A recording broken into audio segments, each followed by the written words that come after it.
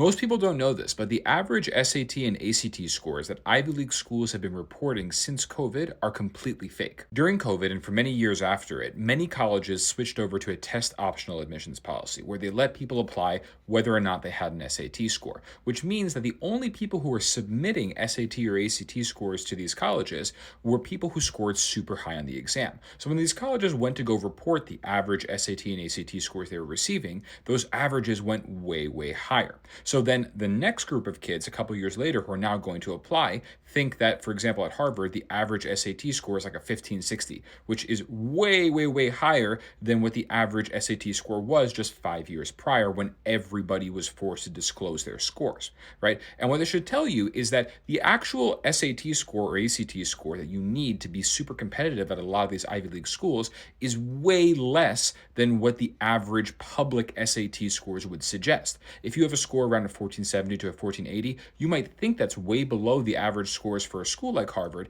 but it's actually pretty close to being between the 25th and 50th percentiles. So you should definitely submit your SAT scores to these colleges if they're over that 1450 range, because it shows that minimum level of academic ability and makes you a really competitive candidate.